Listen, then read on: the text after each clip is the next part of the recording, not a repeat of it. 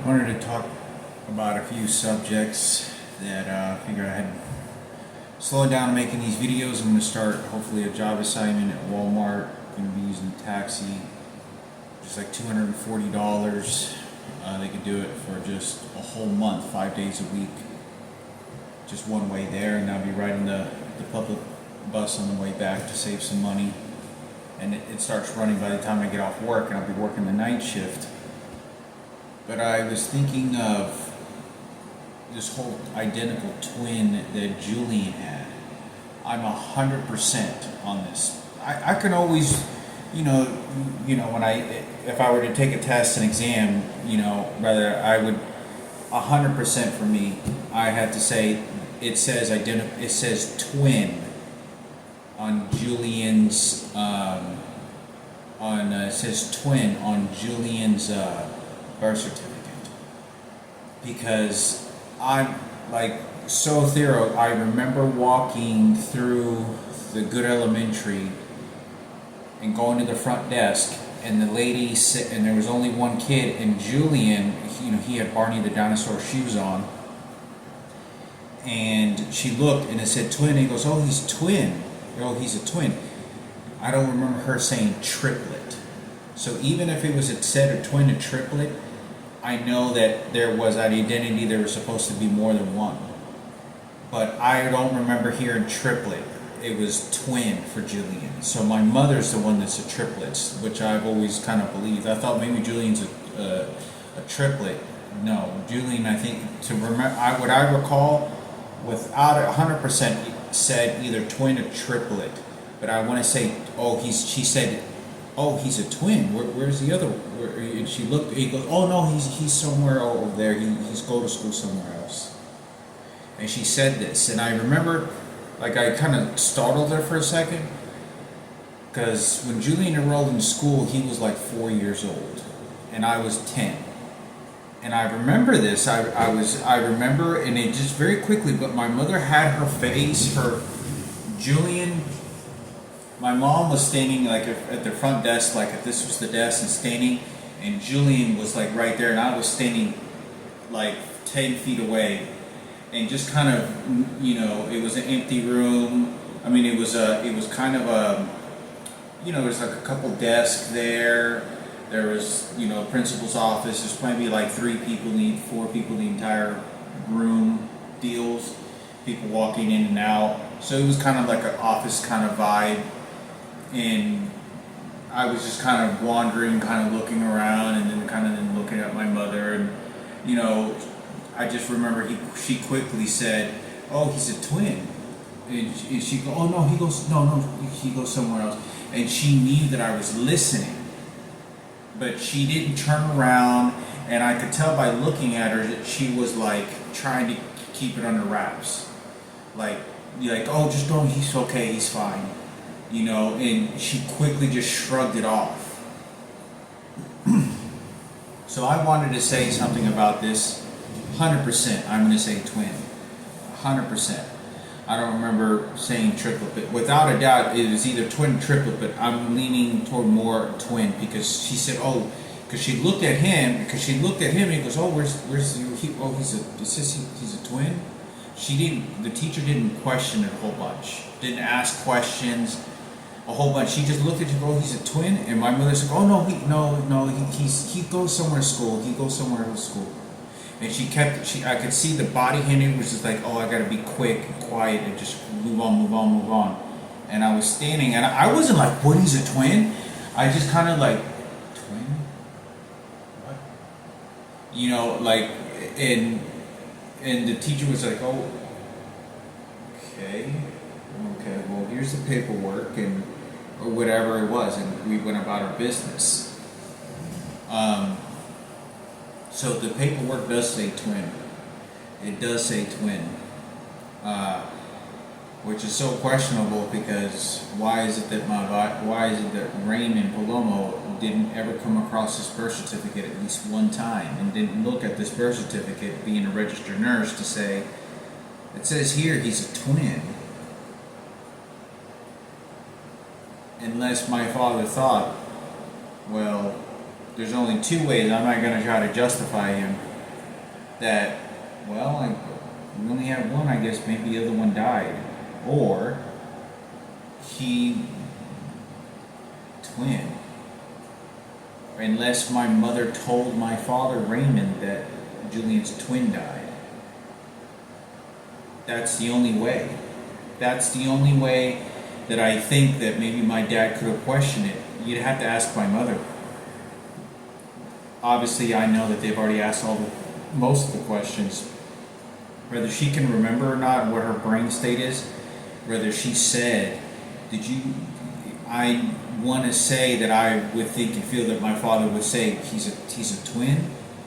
Why does it say he's a twin? And look at his son, he's his twin. And my mother would have lied and said, "Oh no, he either the child died," or could have said, "Oh no, oh no, the doctor made a mistake and or something," and she would have shrugged it off very quickly, just like, "Oh, just don't worry about it," and would have gone like have sort of that vibe to it. So I think it's important for me to talk about, this is. It doesn't matter. The money's gone. The whatever. They got what they wanted. It's as worthless as horse shit. But I thought it was important for me to talk about because.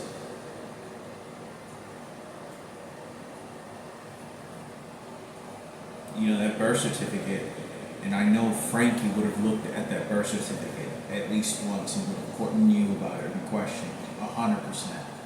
I know Frankie would have, because Frankie at that time, he wasn't a thorough investigator, but if he would have read that, he would have questioned it. He wouldn't have shrugged it off. He would have questioned it, and then would have kind of done his own little, let me figure out what's kind of going on. It's hard to say what position and situation he would have been in because of all the horrible things that had happened. But I think it's important for me to talk about, how many times do you pick up that birth certificate? It doesn't going to change the future. It just gives reason to why things went the way that they did. There's no let me get justice. Let me fucking punish the people that fucked this up.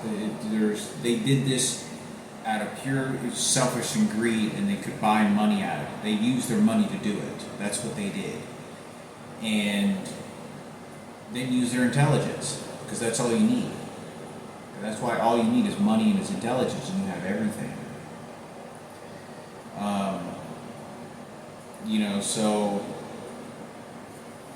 Because everyone's at war, everyone's trying to get the most, and they knew I was such a deadly person. They knew I was so lethal. I was such a lethal weapon. It would have fucked their game up. It would have, and it sucks because you have to have the heterosexual people involved because the ones that are in the closet, and you know what's even more fucked up about this? It's even going to get worse. Nick Carrera's mother and Nick Carrera's stepfather, who's a blonde-haired white guy, he knows about it. When I was, he knows about the twins, which is Nick Carrera's brother. So I recently sent Nick Carrera, his dad's Robert Carrera. He's a preacher, has church services at his house. He raised Nick. Nick, I known were kids. I saw him occasionally on the soccer field as well, just like John Basili. But they were never on my team. I remember playing against John Basili's team and Nick Carrera's team.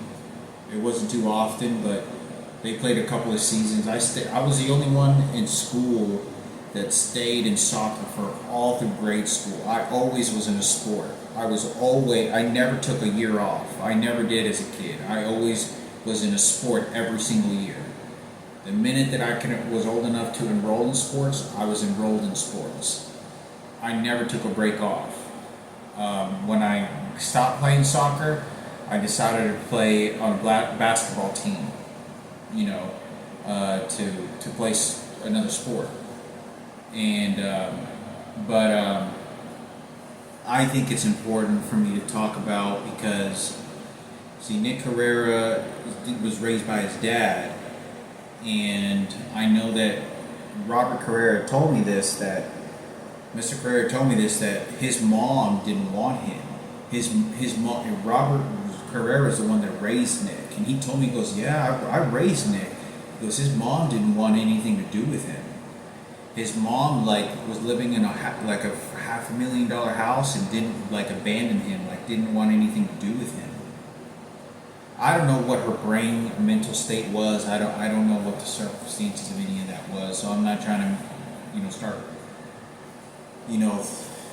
but that's what I would remember being told and knew. And I knew she was very little part of his life, and she had 2 other kids with some other guy, with this white-haired, blue-eyed guy. And I went over to his mom's and stepdad's house, and we spent the night over there a couple of times on his birthday. Me, Richard, Jeremy, Roman, and we had we were all kids. We were like 13 years old, and they all had pizza and played video games the entire time. It was pretty cool. We're all kids. We're all hanging out, and it was a 2-story house. And I remember,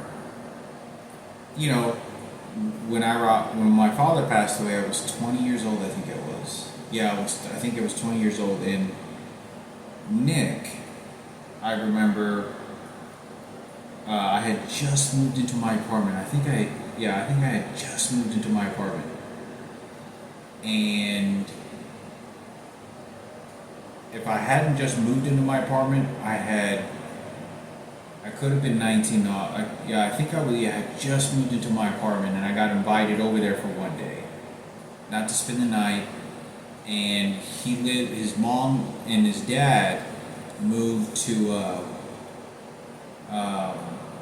what was the name of that city? It's a white area. It's number rich white people living in $1 million houses. Every single one of them is the cheapest house there is $1 million. That's the cheapest. They're all of them are like 1.1 to 1.5 million. There's some of them like $2-3 million. They're fucking huge. They have movie theaters inside them. And was it Frisco? No, I can't remember the city he told me. But I remember we went out there. We went out there many, many years ago. I was 20 years old.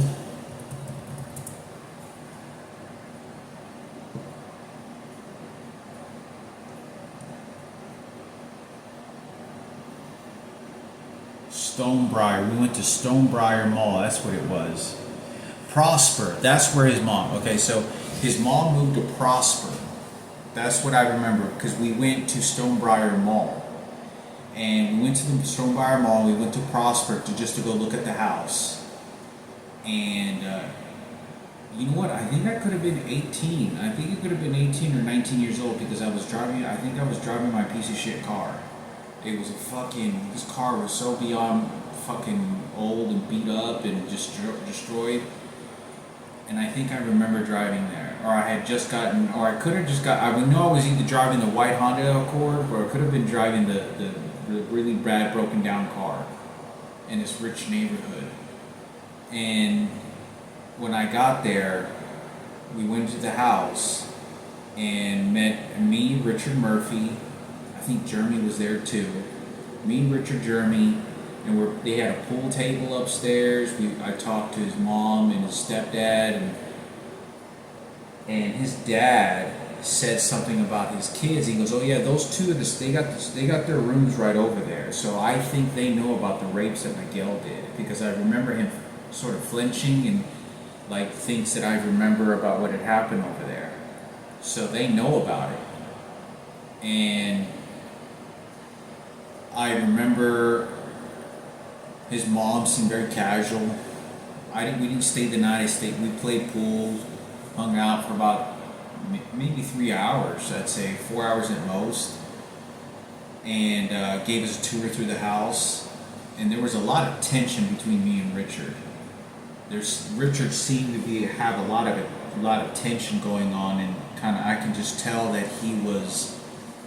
There was a lot of anger, tension between us, but we weren't talking. Like, we didn't say. I was acting as basically as smooth as I could, and I could tell there's nothing. He was just really tense, and I could see that he was sort of wanting to try to get Nick Herrera on his side, because there was always this favoritism between the whole situation that was kind of going on. But I do remember we were playing pool, and I don't know what was going on in Richard's life at that time with his dad in the shop. I don't know. That could have probably led up to it. But we went there, played pool, and there was just a lot of tension. And I remember Richard sort of signaling to Nick like there wasn't anything good happening with me being there.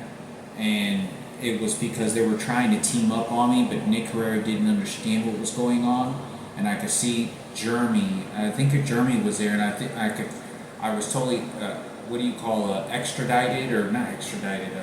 I was outcasted immediately. The vibe was when I was there.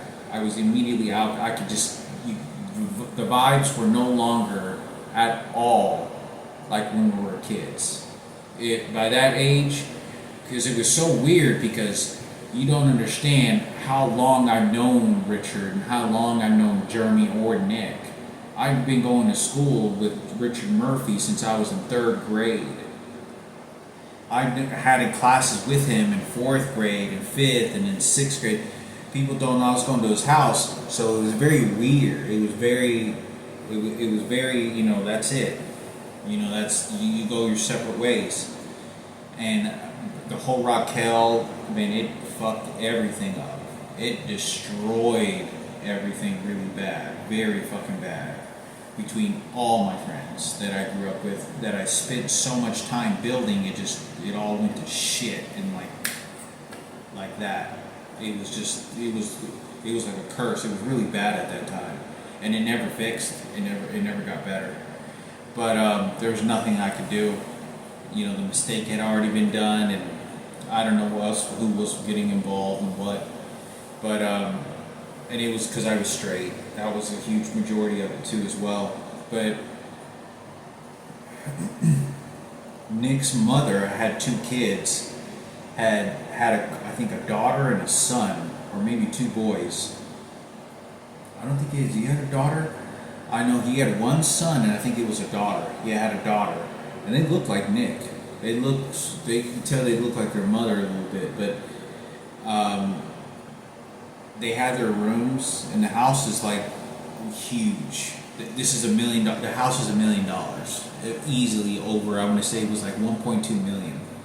And when we walked into that house, all the furniture was brand spanking new, like brand new. And they talked about that. What they did is they got a bunch of old. They said, "Oh, Nick Herrera was telling me this."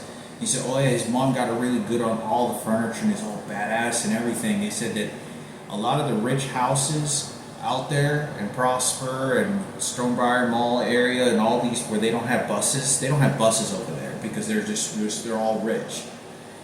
And there's millions. There's just whatever you want, all the best of everything, women and all that. So every year they replace furniture. All their furniture, all the rich people, like, you know how people get brand new cars every 2 or 3 years or every year because they have to have a car of the year that's going on. If a car is 3 or 4 years old, they gotta, refurbish it, stay up to date to what the new model of the car is. Well, people over there do that with their furniture. They don't do that with their car. No, they do that with their furniture. So that's a whole nother thing I never even knew about. That so many people have so much money over there that after a couple of years, after like a year, they look brand new. They pawn them off. or they give them away. And he said that he said that his mom got nearly all the furniture from showroom houses.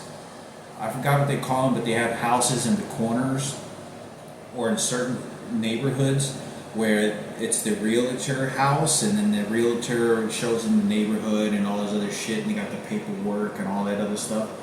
Well, they have a bunch of badass, really nice furniture, and they sell that furniture every year, guaranteed every year. Not just the rich people that want to replace their furniture. No, it's the showroom houses. And these couches are like $4,000, $3,000, brand new. It hardly ever gets sat on, but they're in the public, so they get it for like $300, and they got all this badass furniture in their house. Anyway, we go into their house and it's brand new appliances.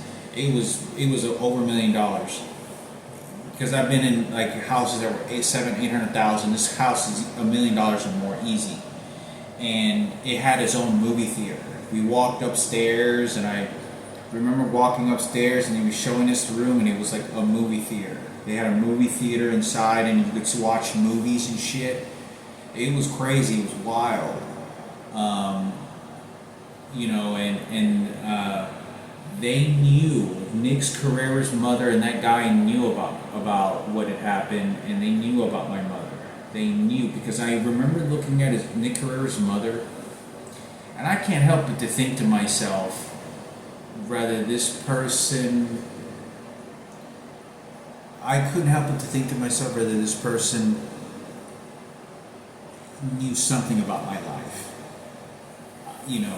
Something more about my mother. I wasn't too sure.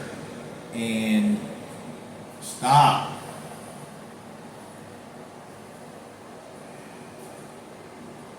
But like I stop. God damn it.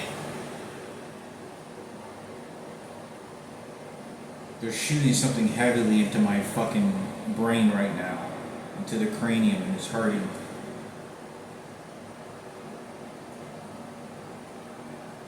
Now they're shooting something on the top of my lip. Stop!